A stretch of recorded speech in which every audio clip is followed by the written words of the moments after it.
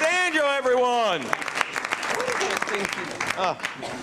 Thanks for coming by, dude. Yeah, man. You got pleasure. somewhere else to be and stuff? I'm just running downtown, actually, but yeah, happy to do it. Oh, dude, thrilled to have. What'd you think, man? Fantastic, right, people? Right? Thanks. I don't know where to start. You've done. Okay, we'll start with Elijah's question. Have you always been so soft-spoken? Yeah, I think relatively speaking, like, yeah, for the most. Who's Elijah? The bartender. Oh, okay. I got real drunk before the show and just had him write the fucking questions. I have 3 for you later. They all rhyme with whore. All right. Yeah, I think I am pretty soft-spoken. Very soft-spoken, yeah, right? Yeah. Here's something neat, and I thought, look, you're really enjoying yourself, Norway guy. You made him laugh out loud, dude. Good, man. Nobody else did that yet? No. He's all whacked out on fucking grass brownies or whatever. You're gonna enjoy this. Now, I went to your website, tedalexandro.com. Yes. There you go. And you have like a bit translated into different languages. Yeah, you know, I thought it would be funny because I have like friends from all over the world and friends that are comics from all over the world. So Do you know any Norwegian comics? Not yet, but maybe if you know. What's the guy's name again? It's like a fucking. Yes, sir. Did anyone say it really loud? Hold on. Thomas Giertsen. Thomas Giertsen. Okay. Yeah, anyone? I'll Google him. It's going to say, did you mean Giertsen? Yes, I did. And you'll be like, I have no fucking There's idea. No way I'm spelling that right.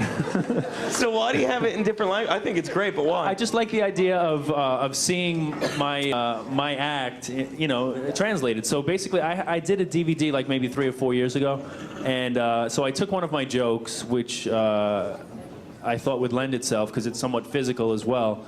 So I had a friend of mine, Clara Bell, who is a French comic, and a buddy of mine, Jose Mateo, who's like a producer that these ladies probably know. They're discussing him right now. They got the check. Yeah. It's the most noise they've made all night. Let them go. Right? Good. So she's covering her head. She's like, I don't know. Hi, honey, hi. So basically, I thought it would be fun, and it is really cool. It's on my website. You can see my jokes like in 2 different languages, and I'm gonna add others. So if you know Tomas, tell him to contact me. I'd love to have it in. Why don't you just have Tomas do it in Norwegian? That's what I'm saying. I want the real deal. I don't want this guy pretending. Why? Pretending to be Tomas. I want the real Tomas. Because I can imagine people are gonna be like, "That's not Tomas Eckstein. That's the guy from Norway." Right. Thanks, stupid. All right. That's your Ed McMahon back there? It's exactly what he is. Not my Ed McMahon so much as who was the guy? Andy Richter? No, on the Tonight Show. And no, just gonna. Doc Severinsen. Not Doc Severinsen. Who was the producer? Cordova. Fred D. Cordova. Remember him? Vaguely. Okay, then that's what you'll do with him. Remember him vaguely. Okay.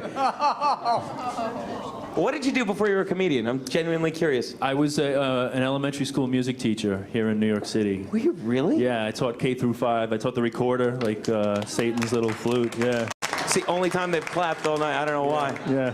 He doesn't do it anymore. Did you get a lot of ass doing that? Or? Pour a little beer out for the recorder. Yeah, I got a lot of ass. Like a lot of the lunch ladies and yeah, you know. They go for the musicians, those bitches. They do. They're crazy.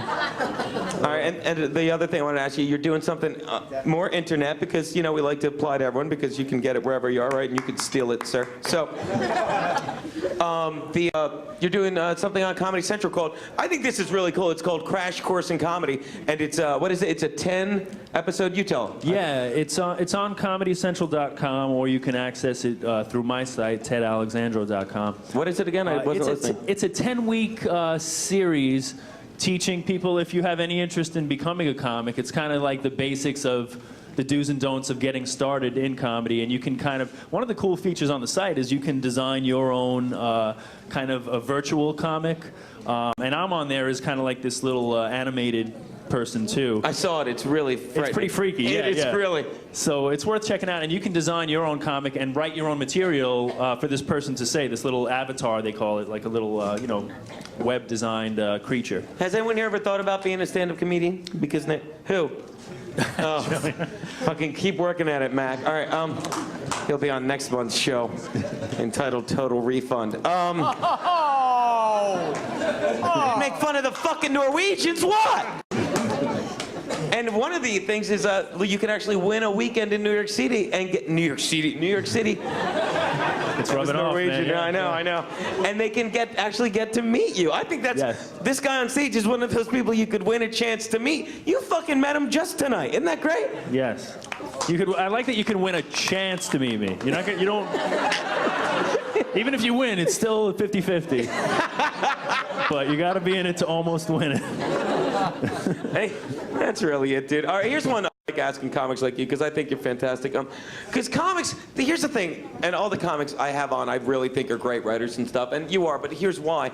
Here's why I point that out first, I should say. Because jokes to a comic are like his kids, and every time you tell a joke, you know, you're proud of it, you know? But given that, like, sometimes there's a kid that just didn't fucking pan out, right? And you really want it to work, right? And do you have a joke like that where no matter how many times you tell it, you love it, but it just dies?